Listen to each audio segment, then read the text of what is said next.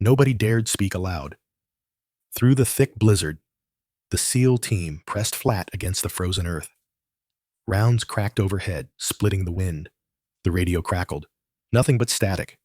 The point operator wouldn't answer anymore. A whisper cut through the headset. Captain's gone. No crying, no panic. Just the killing silence of soldiers who knew they'd been left behind. Then, through the whiteout, a shadow emerged, rifles slung across shoulders, and the legend returned. The rescue mission had failed 3 hours before the storm hit. Lieutenant David Thorne crouched behind a boulder the size of a pickup truck, ice crystals stinging his exposed skin. The wind howled at 60 knots, visibility 10 feet on a good second. 0 the rest. 8 SEALs pinned between 2 ridgelines. Enemy fighters controlled the high ground on both sides. This wasn't the plan. The plan had been simple. Extract the downed pilot before reinforcements arrived. Get in, get out. 30 minutes max.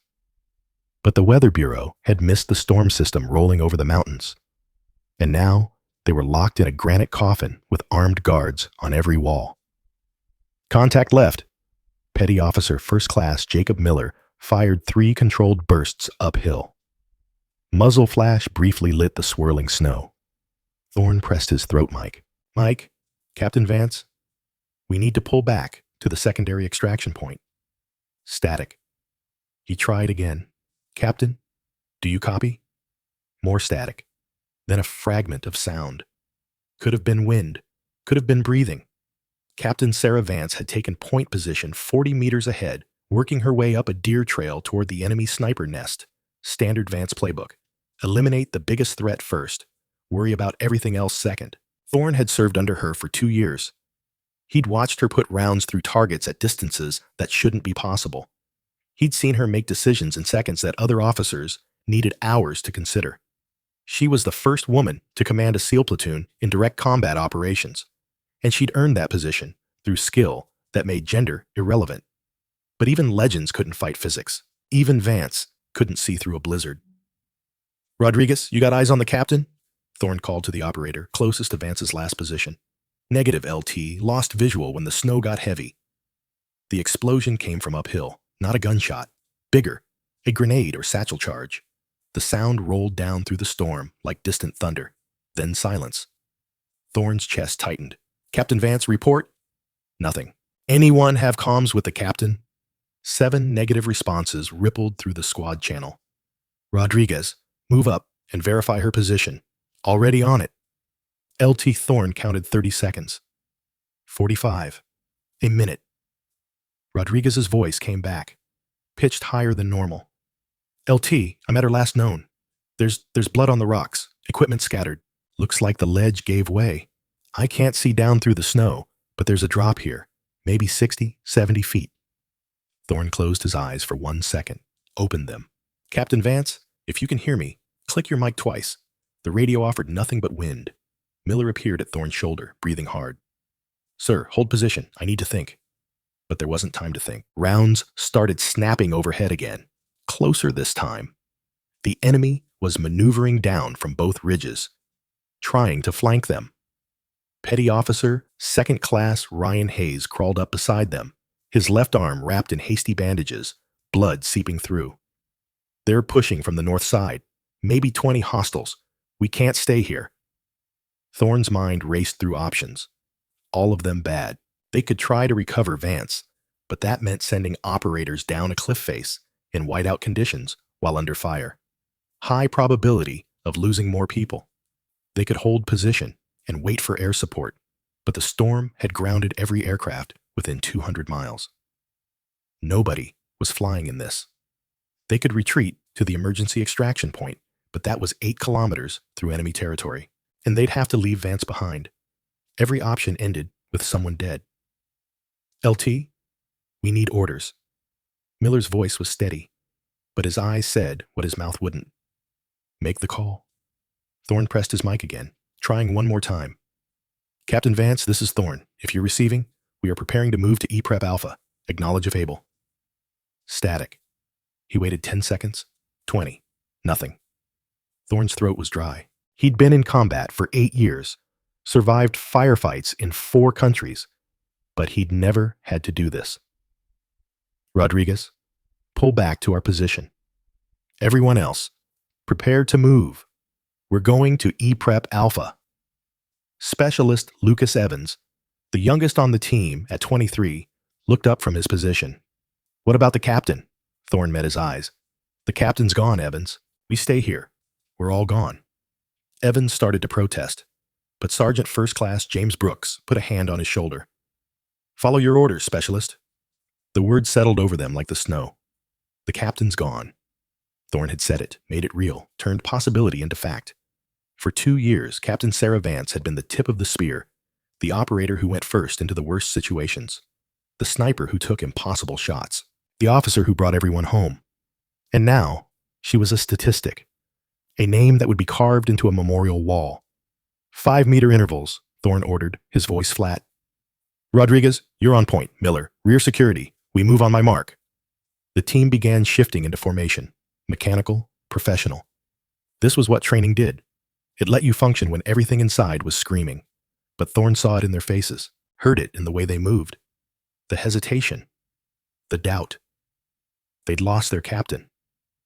And in a place like this, losing your leader was the same as losing your map, your compass, and half your ammunition all at once.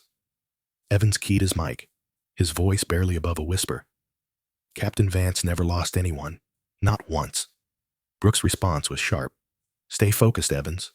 But I said stay focused. Thorn checked his weapon, checked his gear, everything by the book. He didn't look at the cliff where Vance had fallen. Couldn't.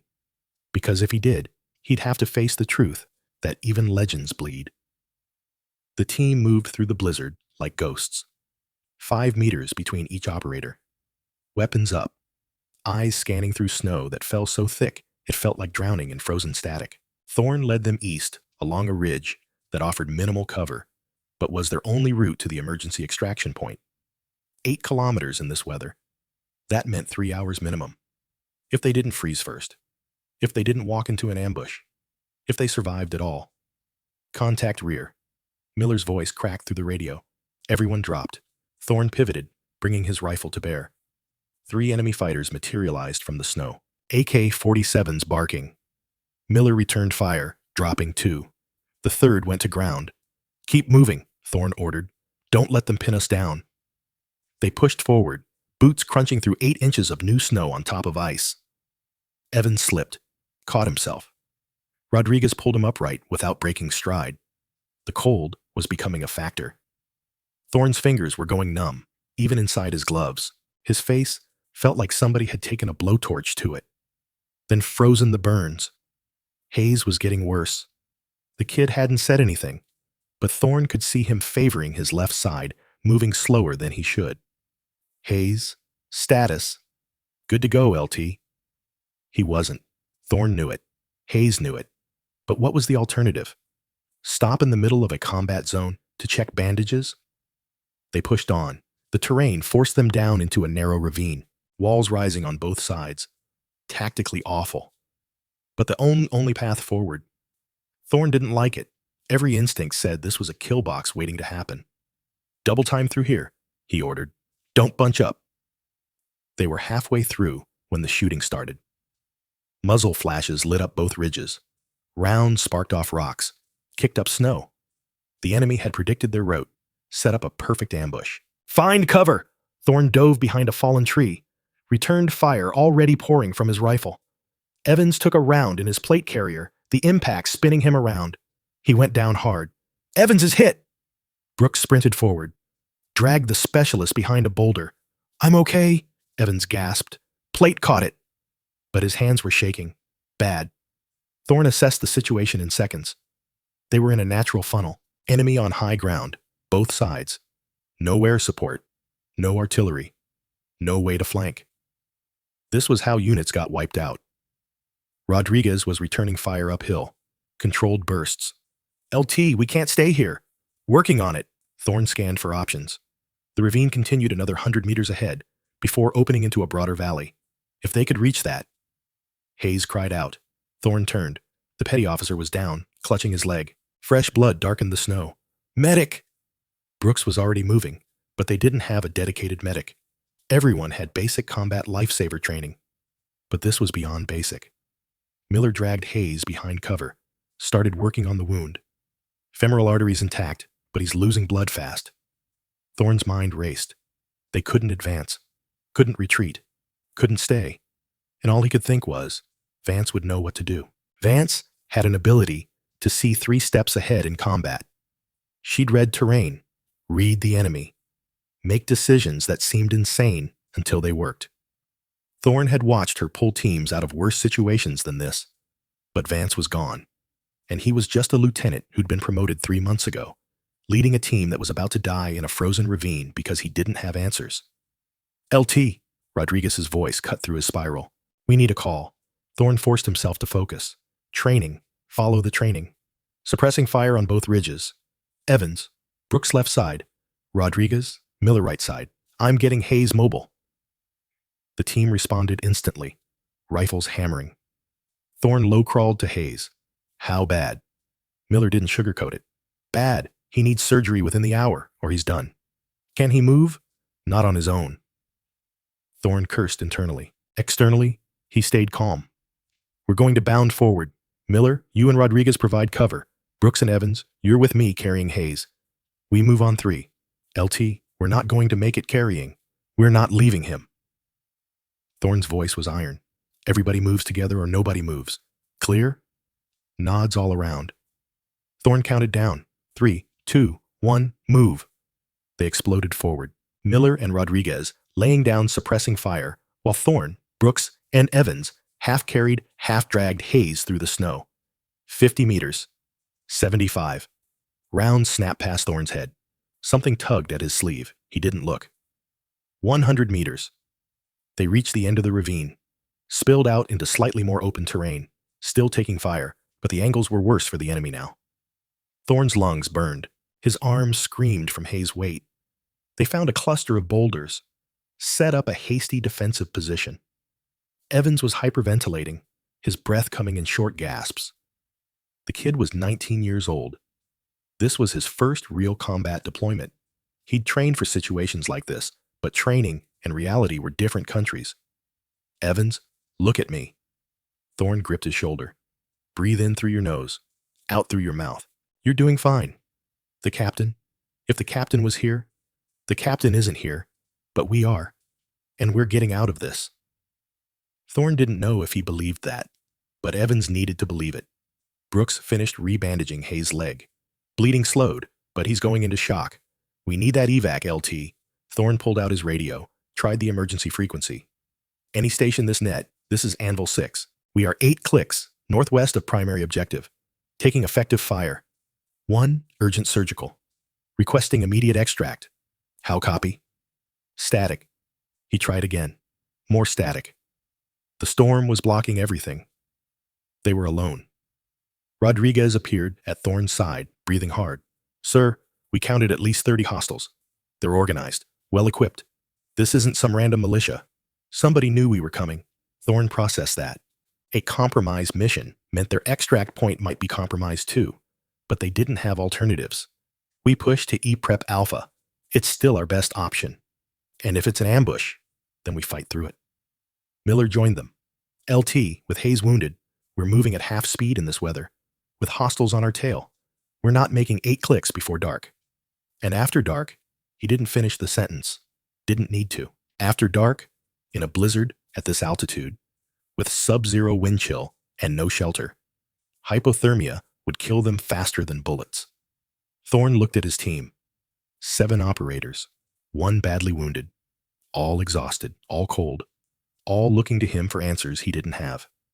For the first time in his career, Lieutenant David Thorne understood the weight that Captain Sarah Vance had carried every single day. The weight of being responsible for lives, or the weight of making decisions where every option meant someone might die. The weight of being the person who had to stand up when everyone else wanted to lie down. Thorne took a breath, made a decision. We're going to make it to E-Prep Alpha, all of us. Hayes, you're going to get surgery. Evans, you're going to see your family again. Miller, Brooks, Rodriguez, All of you are going home. That's not hope. That's the plan. And we're going to execute it like the professionals we are.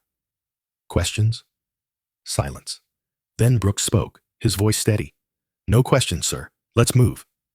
They gathered their gear, checked their weapons, and as they prepared to move out into the storm, Thorne couldn't help but glance back toward the cliff where Vance had fallen.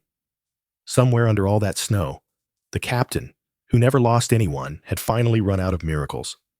Or so they thought. 70 feet below the ridge, Captain Sarah Vance lay in darkness.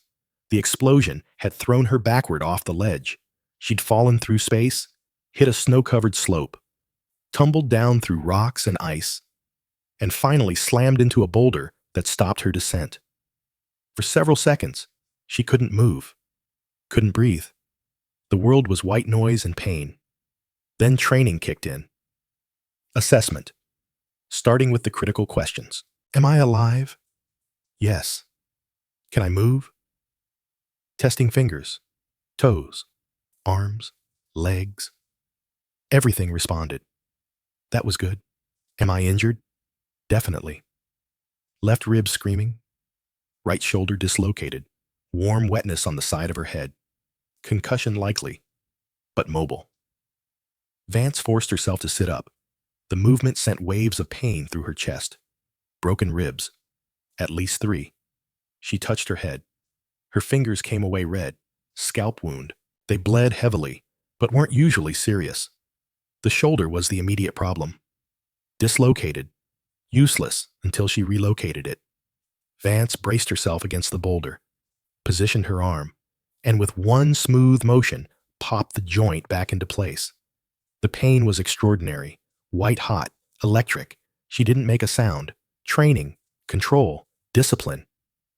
After a moment, the pain receded to merely terrible. Vance rotated the shoulder experimentally. Full range of motion. Good enough. She checked her equipment. Rifle was still slung across her back, miraculously intact. Sidearm secure. Radio. She pulled the radio from her harness. The casing was cracked. She pressed the transmit button. Static. Then nothing. Dead. Vance considered her situation. She was at least 60 feet below her team, injured, in the middle of a blizzard. No communications. Enemy forces, somewhere above. Most people would have panicked. Sarah Vance began planning. First, inventory. 4 magazines for the rifle. 2 for the sidearm. Medical kit intact. 3 grenades. Minimal supplies, but enough. Second, assess the tactical situation. The enemy had somehow known about the ledge. They'd rigged it to collapse. That meant they had intelligence on SEAL tactics. Possibly their specific route, which meant her team was walking into more traps. Third, decide on a course of action. She could try to climb back up and rejoin the team. Difficult with her injuries, and she'd lost track of which direction they'd moved. She could try to reach the emergency extraction point on her own, 8 kilometers through enemy territory, injured, in a storm. Or she could do what she did best, hunt. Vance pulled out her map, studied it. If the enemy was setting ambushes for her team, they'd be focused on the most likely routes.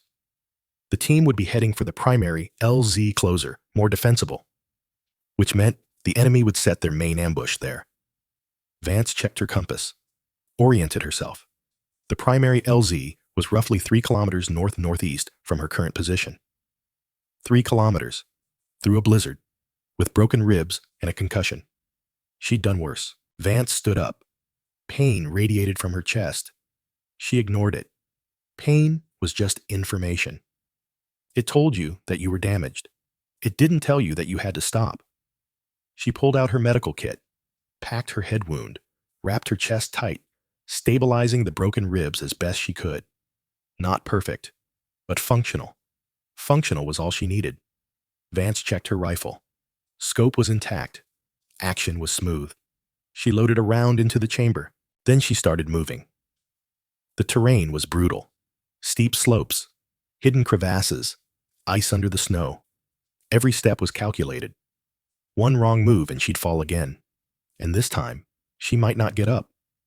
But Sarah Vance had spent 20 years learning how to move through impossible terrain.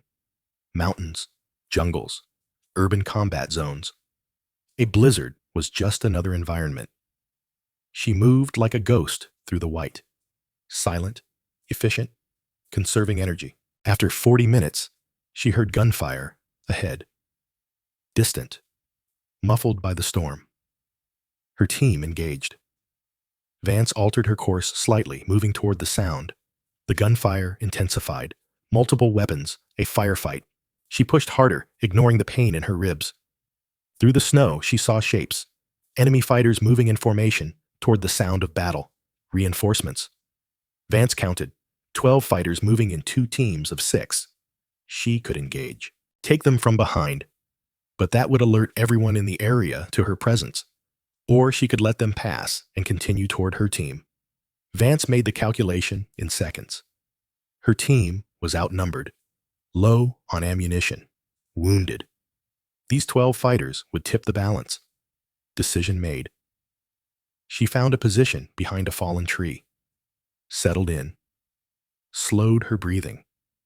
The enemy fighters moved past, 50 meters away. They weren't expecting threats from behind. Vance acquired the last man in the formation through her scope, adjusted for wind, for distance, for the falling snow, and fired. The suppressed rifle made a soft cough. The enemy fighter dropped. Vance worked the bolt, acquired the next target, fired again. Another down. The enemy started to react, but they didn't know where the shots were coming from. They scattered, looking for cover. Vance kept shooting. Methodical. Precise. 1 shot. 1 kill. Within 30 seconds, 6 of the 12 were down. The remaining 6 figured out the general direction and started returning fire. Rounds snapped through the air above Vance's position. She shifted left, found new cover, acquired a new target, fired, 7 down. The enemy was panicking now. They couldn't see her through the storm, couldn't coordinate. Vance moved again, flanking right. Came up behind a boulder. 3 more shots, 3 more targets down, 10 total, 2 remaining. The last 2 broke and ran, disappearing into the storm. Vance considered pursuing them, decided against it. Her team was the priority. She reloaded, checked her ammunition, down to 3 magazines. She'd have to be more conservative. Moving again. North-northeast, toward the sound of heavier gunfire. Her ribs screamed with every breath. The pain in her head was building, concussion getting worse. Vance pushed it aside. Pain could wait. The mission couldn't. She'd been moving for maybe 2 hours total when she saw the primary LZ. And her team, pinned down in the center, taking fire from 3 sides. Vance assessed the situation in seconds. Maybe 30 enemy fighters in the trees.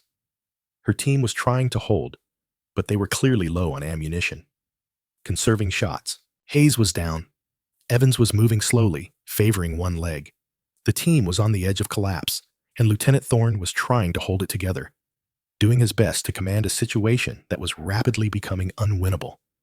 Good kid, Vance thought. But he was thinking like a lieutenant, thinking about survival, about getting his people out, not thinking like a predator. Vance studied the enemy positions. They were focused on the LZ. None of them were watching their 6. Mistake. She moved into position, found a slight rise that gave her a good angle on the northern tree line, and went to work. First target, the enemy commander, older, giving orders, positioned behind a large pine. Vance adjusted for wind and distance. Fired. The commander dropped. Chaos rippled through the enemy forces. Without leadership, their coordination started to fracture. Vance shifted aim. Squad leader on the eastern side. Fired. Down. Western side. Another leader. Fired. Down. The enemy was looking around now, trying to figure out where the shots were coming from. Vance kept shooting. Slow, measured. Each shot counted. Down in the LZ, she saw Thorne's head turn. He'd recognized something. The pattern, the rhythm. She knew he'd figured it out when she saw him grab Rodriguez, point toward her approximate position. Rodriguez looked. Then he raised his fist. Signal received. Vance kept working, methodically eliminating threats. creating gaps in the enemy's perimeter. She was down to her last magazine when she saw Thorn make his move. He'd read the battlefield perfectly, saw the opening she'd created on the western side, grabbed his team and pushed through it. Good. He was learning. The enemy tried to adjust, but they were rattled now. Taking fire from an invisible sniper was psychologically devastating. Vance covered Thorn's movement, dropped 2 fighters who tried to flank them, put a round through an RPG gunner before he could fire. Her team made it to the tree line. They were moving toward her position now, though they probably didn't know exactly where she was. Vance waited until they were close, then stood up from her hide. The movement sent a spike of pain through her ribs. She grimaced, but didn't falter. Through the snow, she saw Thorn freeze, saw the recognition on his face. Rodriguez raised his rifle, then lowered it. Miller just stared. Vance walked toward them, rifle across her chest, moving like she'd just come back from a training exercise. Not a 70-foot fall and a 3-kilometer trek through a blizzard. She reached the team. Nobody spoke for a moment. Then Thorn found his voice. "Captain?" Vance nodded once. "Lieutenant?" "We thought—" "I know what you thought." Her voice was calm, controlled. "Hayes' status? Critical. Maybe 30 minutes. Then we don't have time to discuss my survival. We need to move." She looked at the team, saw Evans' wide eyes, saw Brooks's barely suppressed grin, saw Miller shaking his head in disbelief. "The primary LZ is compromised," Vance continued. "Enemy has it zeroed. We need to move to E-Prep Charlie. 6 clicks. Captain, Hayes won't make 6 clicks. I know a faster route. 3 clicks through the valley. We'll make it." Thorn studied her face. "You're injured." "Functional, Lieutenant." "Captain, I'm functional, and we're wasting time."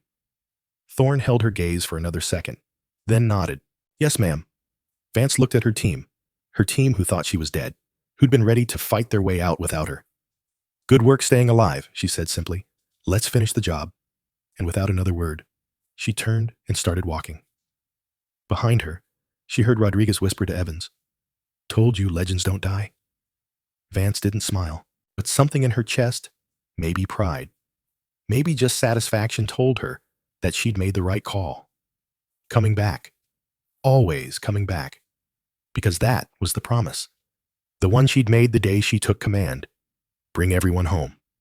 No exceptions. For 30 seconds, nobody moved. The team just stared at Captain Sarah Vance standing in the snow. Blood on her face, death in her eyes. Like she'd just walked out of a myth, which, essentially, she had. Thorn was the first to break the spell. "Rodriguez, take point. Miller, rear security. We're moving in 3 minutes. Brooks, Evans, how's Hayes?" "Still alive," Brooks reported. "Barely." Vance moved to Hayes' position, knelt beside him. Her movements were careful, controlled. Thorn noticed she was favoring her left side. "Femoral artery intact?" she asked. "Yes, ma'am." Bleeding slow seepage through the bandage. Vance checked Hayes' pulse, his pupils. "He's in shock. We need to keep him warm." She pulled a thermal blanket from her pack, wrapped it around Hayes. Then she looked at Evans. "Can you carry him another 3 kilometers? Evans straightened, despite his exhaustion. "Yes, ma'am." "Good." Vance stood, turned to Thorn. "Lieutenant, terrain map." Thorn pulled out the laminated map. Vance studied it for 10 seconds, then pointed to a route Thorn hadn't considered. "This valley cuts through the high ground. It's exposed, but the enemy won't expect it. They'll be watching the ridges. Exposed means we're vulnerable if they spot us," Thorn noted.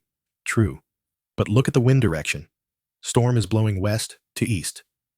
In the valley, we'll have the wind at our backs. Faster movement, better visibility for us. Worse for anyone trying to track us."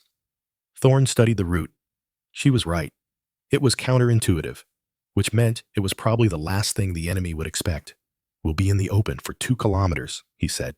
"Yes, if they have air assets. Nothing's flying in this storm, Lieutenant." "Not even drones." Thorn looked at her, really looked. Her left eye was swelling. Blood had dried on the side of her face. She was breathing shallow, protecting damaged ribs.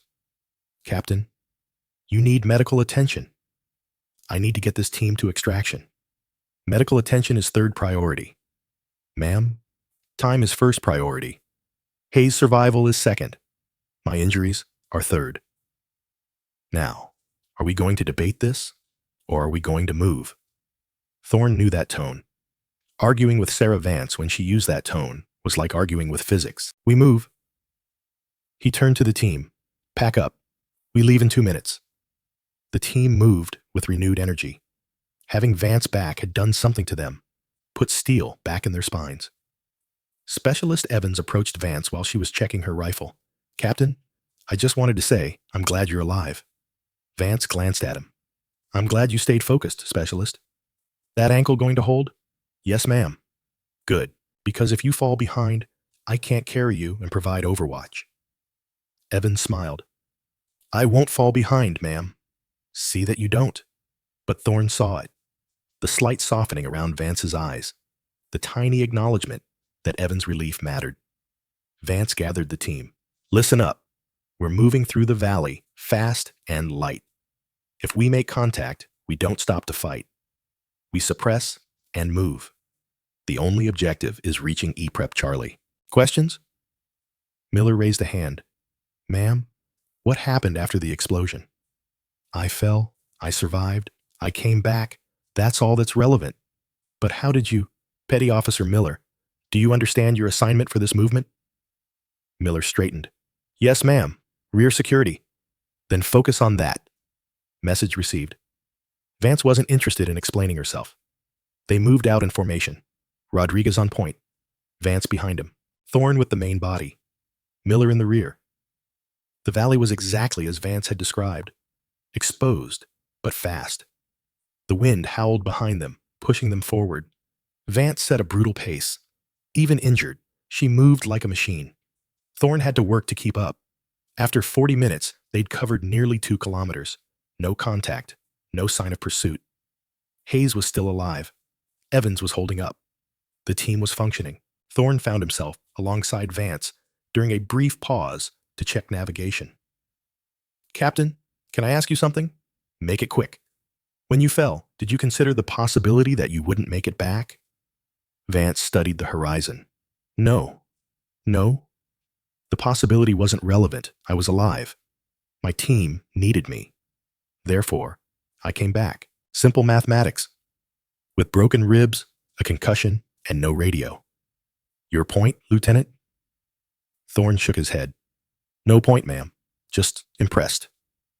Vance's expression didn't change. Being impressed is a waste of energy. Being competent is useful. Focus on competence. She moved forward before Thorne could respond. Brooks appeared at Thorne's shoulder. The captain. Something else, huh? Yeah, something else. They pushed on. The storm was actually helping now. The wind at their backs, adding speed to their movement. An hour into the march, Rodriguez raised his fist. Everyone froze. Movement ahead, he reported quietly. Can't tell if it's enemy. Vance moved to the front, pulled out binoculars, scanned the terrain despite the limited visibility. 4 fighters watching the valley entrance. They're waiting for us. Can we bypass? Thorne asked. No, they're positioned to cover the only route in. We go around, we add 2 hours. Hayes doesn't have 2 hours, so we go through them. Yes. Vance lowered the binoculars. Rodriguez, Miller, you're with me. We eliminate the security element. The rest of you hold here. If this goes bad, Thorne takes command and finds an alternate route. Thorne started to protest, but Vance was already moving. She signaled Rodriguez and Miller to follow. The 3 of them disappeared into the snow like ghosts. Thorne counted seconds. 90. 100. Then he heard it. 4 suppressed shots in rapid succession. Silence. 3 minutes later, Vance emerged from the snow. Path is clear. Move! The team advanced through the valley entrance. Thorne saw the 4 bodies as they passed, each one a perfect headshot. Evans stared at them. Thorne put a hand on his shoulder. Keep moving, Specialist. They pushed through into the valley proper. EPREP Charlie was 1 kilometer ahead. Almost there. Hayes' breathing had gone shallow. His skin was gray. 30 minutes, Brooks said quietly. Maybe less. Vance heard. She increased the pace. The valley opened into a small clearing. In the center, marked by a single dead tree, was the emergency extraction point. Miller, pop smoke, Vance ordered. Thorne, call it into. Thorne pulled out the emergency satellite radio, punched in the frequency. Any station this net, Anvil 6. We are at E-Prep Charlie with one urgent surgical. Request immediate extract. How copy? Static. More static. Then a voice. Broken, but readable. Anvil 6. This is Eagle 2. We copy urgent surgical. Inbound to your position. ETA 20 minutes. Be advised, weather is marginal. We get one pass. You need to be ready. Roger, Eagle 2. We'll be ready. Anvil 6 out. Thorne looked at Vance. 20 minutes? She nodded. Form defensive perimeter. Prepare for enemy contact. They'll hear the helicopter. The team spread out, creating a circle around the LZ. Evans and Brooks set Hayes in the center, continued working to keep him stable.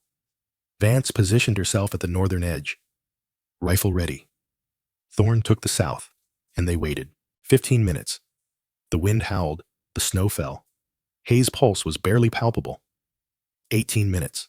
Thorne heard it, distant rotors fighting through the storm. Bird inbound, he called. Then Rodriguez's voice, sharp. Contact! Multiple hostiles approaching from the west. Enemy fighters emerged from the tree line, at least 20. Engage! Vance's rifle barked. An enemy fighter dropped. The team opened fire. The enemy scattered, took cover, started returning fire. Rounds cracked through the air. Snow kicked up in fountains. How long until the bird's here? Brooks shouted. Thorne checked his watch. 2 minutes! We can't hold for 2 minutes. We don't have a choice. Vance was working methodically, picking off targets. But there were too many. They were going to get overrun. Thorne saw it happening, saw the enemy closing in. This was it. This was where they'd make their stand. He raised his rifle, started firing. Then the helicopter appeared through the storm. A Black Hawk descending like an angel of mercy. Birds here, Miller shouted. The door gunner opened up, minigun ripping through the enemy positions. Get Hayes on board, Vance ordered. Evans and Brooks grabbed the stretcher, ran for the helicopter. The team collapsed inward, firing and moving, fighting toward extraction. Thorne was the second to last man moving. He turned to cover the rear and saw Vance, still in position, still firing, holding the line. Captain, let's go. She fired 3 more shots, then turned and ran. They reached the helicopter together. Hands grabbed them, pulled them aboard. The Black Hawk lifted, rounds pinging off the armored hull. Thorne collapsed against the bulkhead, breathing hard. Across from him, Vance sat perfectly still, rifle across her lap, looking out at the battlefield below like she was memorizing it. The crew chief moved to Hayes, started advanced medical care. Is he going to make it? Thorne shouted over the rotor noise. Maybe. It's close. Thorne looked at Vance, blood still on her face, ribs definitely broken, probably concussed. She met his eyes. Everyone accounted for? She asked. Thorne counted heads. Yes, ma'am. Everyone made it. Vance nodded once. Then she closed her eyes. For the first time in 20 hours, Captain Sarah Vance allowed herself to stop. Behind them, the storm raged on. Ahead, a hospital, safety, home. And beside Thorne, breathing shallow, but breathing the legend who'd walked out of death because her team needed her. The Black Hawk carved through the storm, rotors screaming. Thorne leaned back against the cold metal bulkhead, adrenaline starting to fade, leaving exhaustion in its wake. Across from him, Vance sat with her eyes closed, but Thorne could tell she wasn't sleeping. Her breathing was too controlled, too measured. The crew chief finished stabilizing Hayes, gave Thorne a thumbs up. The petty officer would make it, barely, but he'd make it. Evans was staring at Vance like she was a supernatural being. Rodriguez and Miller were doing equipment checks, trying to look professional, despite their obvious relief. Brooks caught Thorne's eye, nodded toward Vance, raised an eyebrow. Thorne shrugged. What was there to say? Vance had survived a 70-foot fall, trekked 3 kilometers through a blizzard with broken ribs, eliminated at least 16 enemy combatants solo, and extracted her entire team without losing anyone. Just another day for Captain Sarah Vance. The helicopter banked hard, dodging a wind shear. Everyone grabbed for handholds, except Vance. She swayed with the motion, perfectly balanced, eyes still closed. ETA to base 10 minutes, the pilot called back. Thorne allowed himself to relax slightly. 10 minutes. They'd made it. Then the radio crackled. Eagle 2, this is Overwatch. Be advised, we're tracking additional enemy movement near your AO. Recommend direct route to base. Maximum speed. Roger, Overwatch. Eagle 2 is... The pilot never finished the sentence. The explosion rocked the helicopter. Not a direct hit. Proximity detonation from a shoulder-fired missile. Alarm shrieked. The Black Hawk lurched sideways. We're hit, the co-pilot shouted. Losing hydraulics. Thorne felt the helicopter drop. His stomach went into his throat. Can you keep us flying? The pilot demanded. Trying, but we're losing altitude fast. Through the open door, Thorne saw the ground rising to meet them. They were going down. Vance's eyes snapped open. Brace for impact, the pilot ordered. The crew chief grabbed Thorne, pushed him into a crash position. Thorne saw Brooks do the same for Evans. Vance grabbed the overhead strap with one hand, her rifle with the other. The Black Hawk hit hard, not a crash, a controlled landing, but violent. The skids caught on something, a rock, a log, and the helicopter tipped, rolling onto its side. Thorne slammed against the bulkhead. His head cracked against metal. Stars exploded across his vision. The rotors were still spinning, chewing into the ground, throwing debris everywhere. Then the engines cut, sudden silence. Except for alarms and the wind. Thorne pushed himself up. His head was ringing, blood on his forehead. Sound off! Vance's voice. Sharp and clear. Thorne, functional. Rodriguez, good. Miller, good. Brooks, twisted knee but mobile. Evans is unconscious. Vance moved to Evans, checked his pulse, his pupils. Concussed, he'll come around. Get him ready to move. The pilot's voice came from the cockpit. We've got wounded up here. Co-pilot's not responding. Vance climbed forward, assessed. The co-pilot had taken a piece of debris through the shoulder. Unconscious, losing blood. How long until another bird can reach us? She asked the pilot. In this storm, hour minimum, maybe longer. Vance pulled out her radio, tried to call base. Static. The crash had damaged their communications. We're on our own, she said flatly. She turned to the crew chief. Can you stabilize the co-pilot? I can try. Do it. Everyone else. Grab essential gear. We're abandoning the aircraft. Captain, Hayes can't be moved, Brooks protested. Hayes stays on the bird with the crew. We provide security until rescue arrives. Thorne understood immediately. The helicopter was a beacon. Enemy forces would converge on it. Someone had to hold the perimeter. He started pulling gear, ammunition, medical supplies, everything they could carry. The team moved with practiced efficiency despite their injuries and exhaustion. Vance was checking the terrain through the broken window when she suddenly went still. Contact. Multiple hostiles approaching from the north. Time to perimeter, 3 minutes. 3 minutes. Not enough time to fortify. Barely enough time to set up basic defenses. Thorne, take Rodriguez and Miller. Set up firing positions north side. Brooks, you're with me on the south approach. They'll try to flank us. The team moved. Thorne found a depression 30 meters from the crashed helicopter, positioned himself with Rodriguez and Miller in a triangle formation. Through the snow, he saw them coming. 20, maybe 30 fighters. They knew the helicopter was disabled. They were moving in for the kill. Thorne's radio crackled. Vance's voice. Hold fire until they're at 50 meters. Make every shot count. We're low on ammunition. Thorne checked his magazine. 15 rounds. His last one. Rodriguez had 20 rounds. Miller had 12. Against 30 hostiles. The math was bad. The enemy advanced. Confident. They had numbers, firepower, and position. 50 meters fire. Vance's voice was ice cold. Thorne's rifle cracked. An enemy fighter dropped. Rodriguez and Miller opened up. More targets fell. The enemy scattered, took cover, started returning fire. Rounds snapped overhead. Something hit the ground inches from Thorne's position. He fired again, conserving ammunition, picking targets. His magazine ran dry. He was reaching for his sidearm when Vance's voice cut through. Northwest Ridge, more contacts. Thorn looked. Another group of enemy fighters, 10 additional hostiles moving to flank.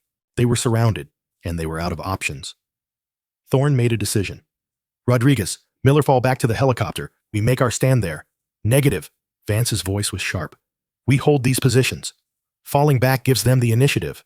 Captain, we're outnumbered 5-1 and almost out of ammunition. Then we make it count. Thorn heard something in her voice. Not desperation. Not even determination. Calculation. Vance was planning something. Trust me, Lieutenant. Hold your position for 60 seconds. Thorn didn't understand, but he'd learned to trust Vance. Especially when he didn't understand her thinking. Copy that. 60 seconds. He drew his sidearm, started firing. Slower now. Each shot deliberate. The enemy was closing. 40 meters. 30. Thorn had 3 rounds left in his pistol. 20 meters. 2 rounds. 15 meters. 1 round. This was it. This was where it ended. Then Thorn heard something. Distant. Growing louder. Engines. Not helicopters. Something else. The enemy heard it too. They hesitated, looking around. An F-16 screamed overhead, breaking through the cloud cover at impossible speed. Thorn's radio crackled. Anvil 6, this is Falcon 1. We're painting targets with GPS. Recommend you get very small, very fast. Vance's voice, perfectly calm. All Anvil elements, take cover. Danger, close. Thorn dove behind a boulder, pressed himself flat. The F-16 made its attack run. Precision munitions hit the enemy positions with devastating accuracy. The ground shook. The air turned to fire and concussive force. When the smoke cleared, the enemy positions were gone. Just craters and debris. Thorn stood up slowly, ears ringing. The F-16 circled overhead, then climbed back into the storm. Vance's voice on the radio. All elements, report. Thorn, functional. Rodriguez, ears ringing, but good. Miller, same. Brooks, we're good. Silence settled over the battlefield. Thorn walked back to the helicopter. Vance was standing outside, looking at the destruction. How did you? Emergency beacon, Vance said simply. Activated it when we crashed. Air Force was monitoring. They couldn't extract us, but they could provide close air support. You knew they were coming. I knew it was possible. 60 seconds was my estimate of when they'd arrive. She paused. I could have been wrong, but you weren't. No, Thorn shook his head. Captain, do you ever just run out of plans? Vance looked at him. When I run out of plans, Lieutenant, you'll be the first to know, because it will mean we're all dead. She said it matter-of-factly, no drama, just truth. Rescue bird inbound, the pilot called from the cockpit. ETA 15 minutes, for real this time. Vance nodded. Perimeter security until extraction, standard rotation. The team spread out, establishing defensive positions. Thorn found himself next to Vance again. Captain, can I ask you something? You're going to ask anyway. When you fell off that cliff, were you scared? Vance considered the question for a long moment. Yes, she said finally, for approximately 2 seconds during the fall. Then training took over, and fear became irrelevant. Just like that? Fear is useful until it interferes with function. Then it's a liability. I don't allow liabilities. Thorn studied her face. The blood, the swelling, the exhaustion she refused to acknowledge. You know you're not actually invincible, right? Of course. I'm very aware of my limitations. Could have fooled me. That's the point, Lieutenant. The enemy should never see your limitations. Neither should your team. Confidence is contagious. So is doubt. So you fake it? I don't fake anything. I simply refuse to let my limitations define my capabilities. The rescue helicopter appeared through the clouds, a beautiful sight. Within 10 minutes, they were loading aboard. Hayes first, still unconscious, but stable. Then the wounded co-pilot. Then the rest of the team. Vance was the last one on, as always. The helicopter lifted. This time, no missiles, no enemy fire. Just the storm and the sound of rotors. Thorn watched the battlefield disappear below. 48 hours ago, this had been a simple rescue mission. Now, 2 helicopters were down. 1 team member was critical, and they'd fought through more combat than most SEALs saw in a year. But everyone was alive. Somehow, impossibly, everyone was alive. And Thorne knew exactly why. He looked at Vance, sitting across from him, eyes closed again, finally allowing herself to rest. Captain Sarah Vance, the legend who walked out of death, the officer who refused to lose anyone, the operator who turned impossible situations into survival stories. Evans had called it earlier. Legends don't die. Thorne was starting to believe it. Bram Medical Center. 0300 hours. Thorne sat in the hallway outside the operating room, still in his combat gear, still covered in blood and dirt and the residue of battle, waiting. The doctors had taken Hayes into surgery 2 hours ago. The prognosis had been carefully neutral. We'll do everything we can. Military speak for. This could go either way. Rodriguez and Miller were down the hall in an examination room, getting checked for injuries. Brooks was in radiology for his knee. Evans had woken up an hour earlier, confused and concussed, but alive. Everyone accounted for, except Vance. The medical staff had tried to take her to triage immediately. Standard protocol for obvious injuries. She'd refused. Check my team first. I can wait. The doctor had protested. Vance had simply stared at him until he'd moved on to Evans. Thorne had watched her sit in a chair by herself, back straight despite the broken ribs. Eyes forward, waiting, always waiting to be last. After the medical staff had cleared everyone else, they'd finally convinced Vance to let them examine her. She was in examination room 3 now. Thorne could hear the conversation through the partially open door. Captain, you have 3 fractured ribs, a grade 2 concussion, a deep scalp laceration, and what appears to be a dislocated shoulder that was recently relocated. How long have you been functioning with these injuries? 8 hours, give or take. 8 hours.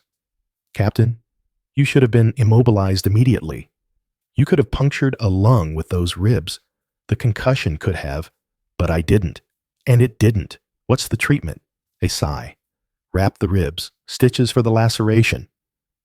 Observation for the concussion, and mandatory rest for at least 72 hours. 48.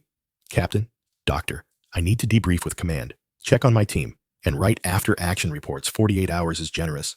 You're in no condition to. I'm in the condition I'm in. Either treat me so I can function better, or I'll function as I am. Your choice. Silence. Then the doctor's resigned voice.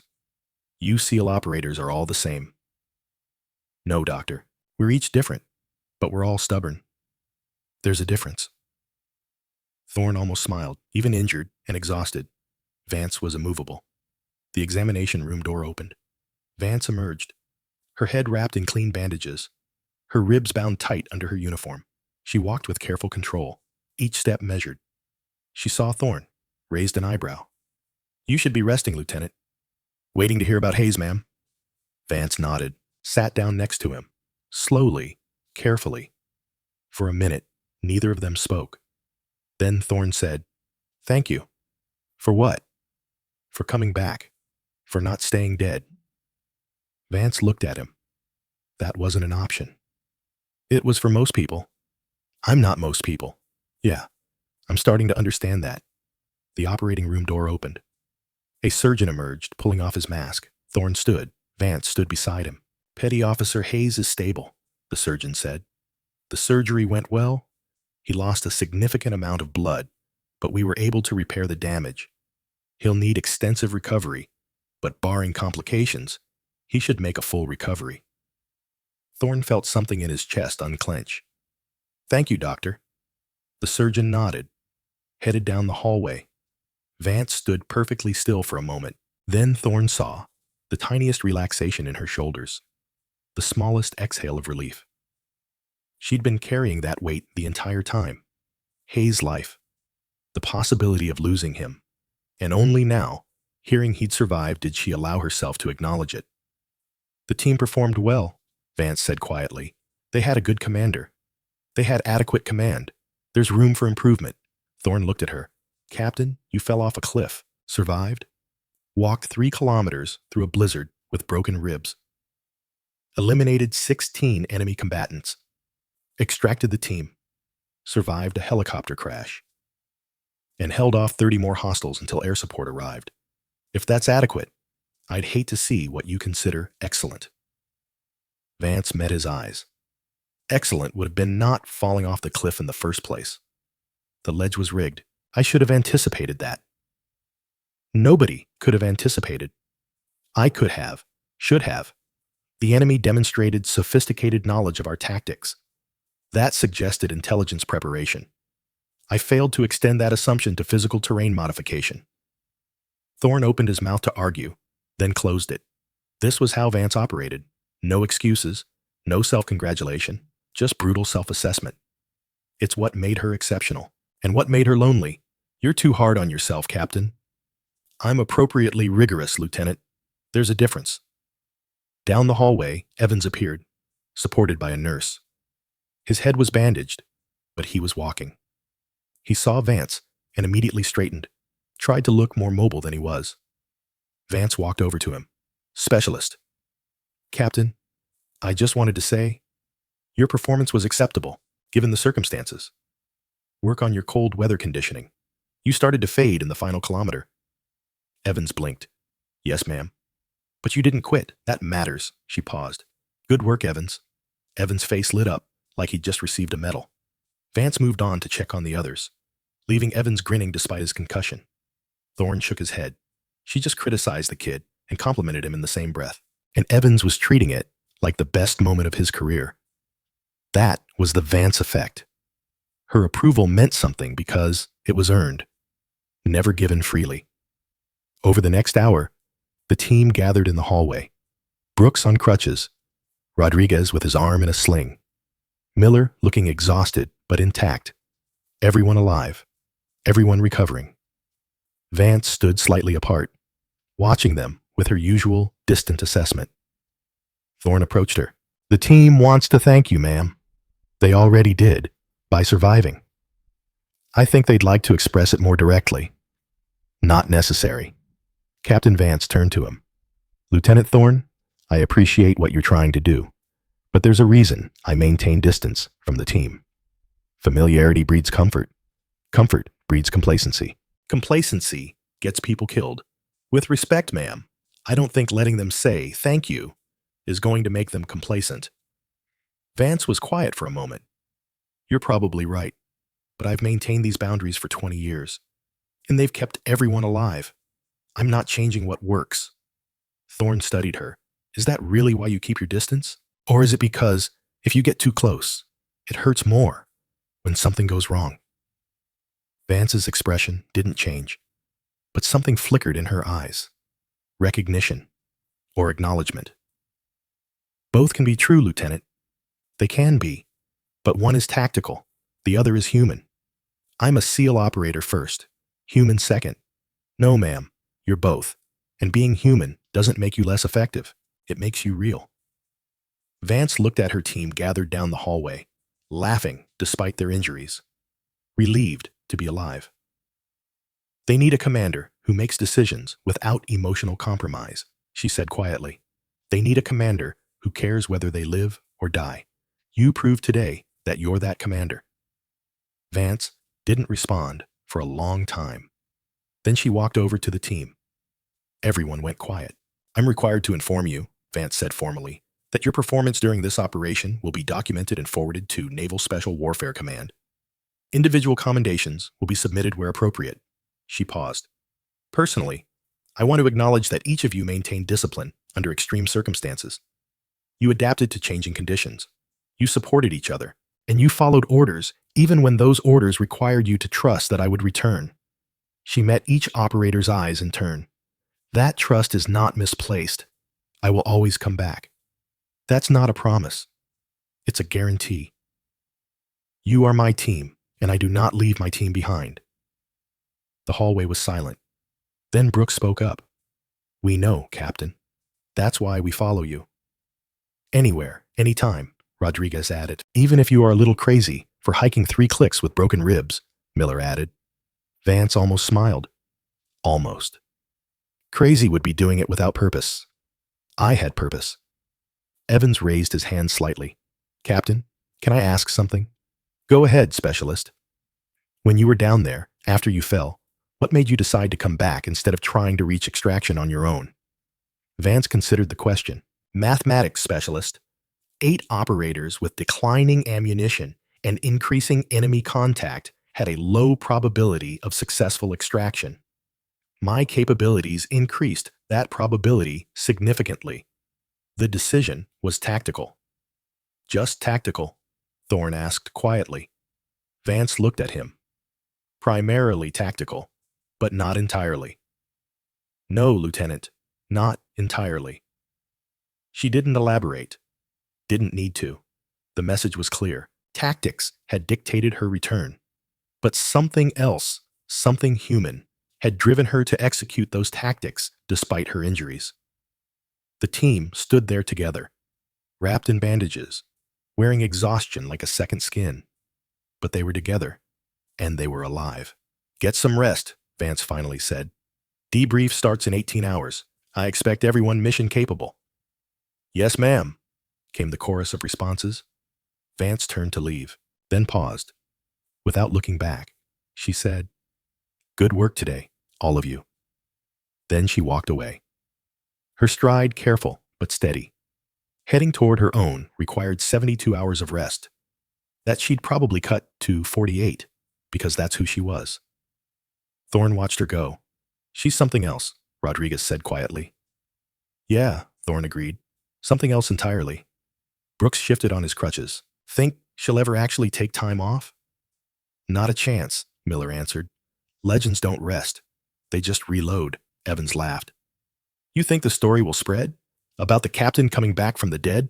It'll spread, Thorne said. Trust me. By next week, every SEAL on base will know about it. By next month, it'll be Naval Special Warfare legend. Think they'll get it right? Rodriguez asked. Thorne shook his head. No, they'll make it bigger, more dramatic. Add details that didn't happen. Should we correct them? No. Let the legend grow. Vance won't care either way. She's too busy planning the next operation to worry about her reputation, and that was true. Tomorrow, or the next day, or the day after that, Captain Sarah Vance would be back in the field, leading another team, taking another impossible mission, walking into danger first, because that's what she did. Because someone had to go first, and Sarah Vance had decided it should be her. Thorne remained in the hallway for a while longer, thinking about the last 48 hours. He'd learned more about leadership in that time than in 4 years of formal training. Not from Vance's lectures, but from watching her actions. The way she'd maintained composure when everything was falling apart. The way she'd calculated odds. The way she'd refused to accept acceptable losses. And most importantly, the way she'd kept her promise. I bring everyone home. No exceptions. She'd made good on that promise. At tremendous personal cost. But she'd made good. That was the price of being Sarah Vance. Carrying the weight. Bearing the injuries. Making the impossible choices. And doing it all without complaint. Without seeking recognition. Without expecting anything except mission success. Thorne finally headed to his own recovery room. Behind him, the lights in the hospital hallway hummed quietly. Somewhere in the building, Hayes was in recovery. The team was resting. Vance was probably already reviewing the operation, identifying mistakes, planning improvements. And outside, in the darkness beyond the base, the enemy was regrouping. There would be more missions, more impossible situations, more times when someone would have to go first into danger. And when those times came, Thorne knew exactly who would be leading the way. The legend who didn't die, the captain who always came back. Sarah Vance, 6 months later. Naval Special Warfare Training Facility, Coronado. Instructor, Chief Harrison stood before a class of SEAL candidates, all of them exhausted from Hell Week, all of them questioning why they were here. This was the moment Harrison loved, the moment when doubt was highest, when he could remind them why. Today, we're going to talk about leadership, Harrison began. Specifically, we're going to talk about what real leadership looks like when everything goes wrong. He pulled up an image on the screen. A snowstorm, mountains, hostile terrain. 6 months ago, A SEAL platoon was conducting a personnel recovery operation in the Hindu Kush. The mission went sideways. Weather turned. Enemy forces were better prepared than intel suggested. And then, the platoon commander, Captain Sarah Vance, fell 70 feet off a cliff during an enemy ambush. The candidates were paying attention now. This was the stuff of SEAL legend. Her team thought she was dead. No communication, no visual. Blood on the rocks. They prepared to extract without her. Harrison paused. What would you do in that situation? A candidate raised his hand. Follow chain of command. The executive officer takes over. Complete the mission. Good answer. That's exactly what Lieutenant Thorne did. He took command, made the hard call, started moving his team toward extraction. Harrison advanced the slide. But here's where it gets interesting. New image. A distant figure in the snow, rifle across shoulders. Captain Vance wasn't dead. She was injured. Broken ribs, concussion, dislocated shoulder. She was alone, behind enemy lines, with no radio. Standard protocol says, establish a hide and wait for rescue. Harrison looked at his class. Captain Vance didn't follow standard protocol. She assessed the tactical situation, determined her team needed support, and walked 3 kilometers through a blizzard to provide that support. Silence in the classroom. Over the next 8 hours, she eliminated 16 enemy combatants, guided her team to extraction, survived a helicopter crash, and held off another 30 hostiles until air support arrived, all while maintaining command and ensuring 0 friendly casualties. A candidate spoke up. Chief, is that story real? Harrison smiled. I've read the after-action reports. I've talked to the operators who were there. Every word is real. What kind of person does that? The kind of person who becomes Captain Sarah Vance. The kind of leader who refuses to accept failure. Who keeps promises even when keeping them seems impossible. Harrison advanced to the next slide. A simple equation. Leadership equals competence plus commitment plus sacrifice. Vance had the competence, 20 years of training and combat experience. She knew how to read terrain, how to shoot, how to survive. She had the commitment. When she took command of that platoon, she made a promise. Everyone comes home. She kept that promise. But it was the sacrifice that mattered most. She could have waited for rescue, could have prioritized her own safety. Instead, she prioritized her team, and she paid for that choice with broken ribs, a concussion, and months of recovery. Harrison looked at his exhausted class. That's what we're asking of you. Not just physical endurance, not just tactical skill. We're asking if you're willing to sacrifice yourself, your comfort, your safety, your life if necessary, for the operator beside you. He paused, because that's what SEALs do. We go first into the worst situations. We make the hard calls. We bring our people home. Another candidate raised his hand. Chief, do you know Captain Vance? I've worked with her on 3 deployments. She's one of the finest operators I've ever seen. What's she like? Harrison thought about that. Quiet, intense, doesn't waste words, doesn't seek attention, just shows up, does the job, and leaves. He smiled, and she's still out there, still leading teams, still refusing to let anyone get left behind. The class absorbed that. All right, Harrison said. Break for chow. Report back in 30 minutes. We're doing land navigation this afternoon. Try to keep up. The candidates filed out. One of them, a young woman named Recruit Mitchell, hung back. Chief, can I ask something? Go ahead, Mitchell. Captain Vance, being a female SEAL commander, is that harder? Harrison considered the question carefully. I'll say this.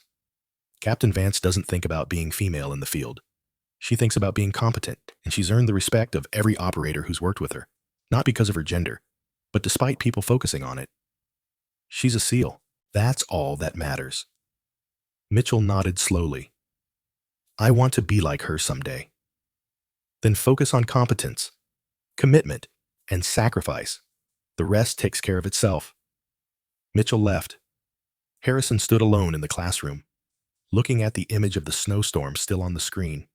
He'd simplified the story for the candidates, had left out some of the darker details, The moments when Thorne's team truly thought they'd die. The point when Hayes' heart had nearly stopped on the operating table. The weeks of nightmares Evans still had about the cold.